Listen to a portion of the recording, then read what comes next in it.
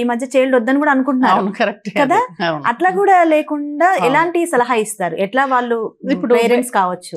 ఇప్పుడు ఏంటంటే మనకి బోత్ ఫీమేల్స్ కానివ్వండి మేల్స్ కానివ్వండి మనకి ఎగ్ కౌంట్ తగ్గుతుంది ఫీమేల్స్ లో, మేల్స్ లో చూసుకుంటే స్పర్మ్ కౌంట్ కూడా తగ్గుతుంది. ఇదేంటంటే ఎండోక్రైన్ డిస్ట్రప్టర్స్ అని మనకి ఎన్విరాన్మెంటల్ పొల్యూషన్ అది ఎక్కువైపోయింది. ఇప్పుడు మీ మైక్రో ప్లాస్టిక్స్ అని ప్లాస్టిక్స్ మనం ఎక్కడ చూసినా మనకి ఎక్కువ ప్లాస్టిక్స్ అయిపోతుంది. మన బాక్సెస్ కూడా ప్లాస్టిక్ నాన్ స్టిక్ వాడుతుంటాం, pesticides, there is nothing pure. ఇప్పుడు ఆర్గానిక్ అని అనుకున్నా దాంట్లో ఇది ఉన్నాయి, అట్లా ప్యూర్ గా ఎక్కడా లేదు, అన్ని it is polluted. The water we drink everything is polluted air అట్లా. సో దీంట్లో ఎండోక్రైన్ డిస్ట్రప్టర్స్ అని ఉండి ఇది ఏం చేస్తుంది అంటే it is affecting the hormones, it is affecting the egg count అనమాట. సో ఇప్పుడు నేను ఇప్పుడు 15 years అయింది ఇండియాలో సెటిల్ అయ్యి.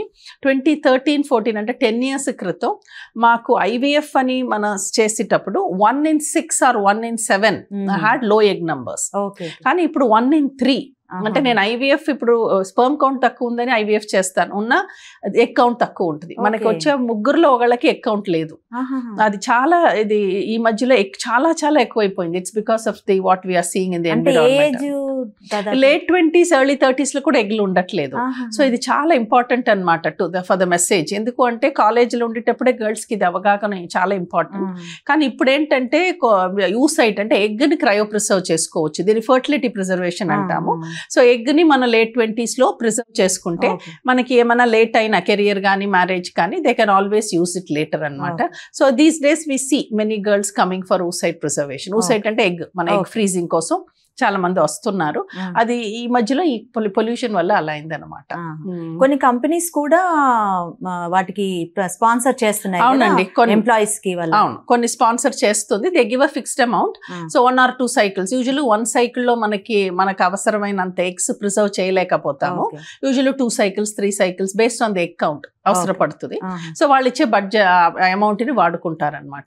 మనకి ఇక్కడ డయానా హైడెన్ అని ఈ సెలబ్రిటీస్ వినే ఉంటారు. So many of them egg preserve చేసుకుంటారు యంగర్ ఏజ్ లో, తర్వాత దే హ్యావ్ చిల్డ్రన్. ఇప్పుడు డయానా హైడెన్ అనే అమ్మాయి ఏమో లేట్ 20s లో ఫ్రీజ్ చేసుకుని 40s లో 3 children she had. She completed her family. అట్లా ఎగ్ ప్రిజర్వ్ చేసుకునేది ఈ మధ్యలో చాలా ఇంపార్టెంట్ అయిపోయింది. అవగాహన అనేది ఉండాలి. సో అది ఇంపార్టెంట్ అనమాట.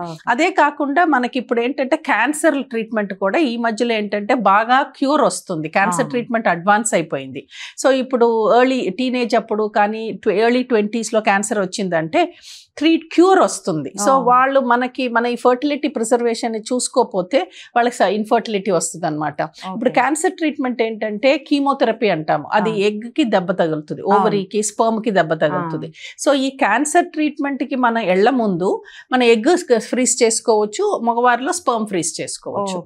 దీన్ని ఫర్టిలిటీ ప్రిజర్వేషన్ అంటాము. అదే కాకుండా అందులో కూడా మీరు స్పెషలైజేషన్ అందులో కూడా చేస్తున్నాము. ఈ మధ్యలో మనం ఇంకా కూడా అడ్వాన్స్ గా వెళ్ళాము. ఓవేరియన్ టిష్యూ అంటాము, అంటే ఓవరీలో చిన్న భాగాన్ని మనం ఫ్రీజ్ చేయటం, దీన్ని ఓవేరియన్ టిష్యూ ఫ్రీజింగ్ అంటాము. అదే ఇది ఈక్వలెంట్ మనం మేల్స్ లో టెస్టికులర్ టిష్యూ అంటాం. ఇదన్నీ చాలా అడ్వాన్స్ టెక్నిక్స్ అన్నమాట. సో అవి కూడా మనకి ఇప్పుడు హైదరాబాద్ లో అవైలబుల్ ఉన్నాయి, ఇవన్నీ చేసుకునే ఇది ఉన్నాయి.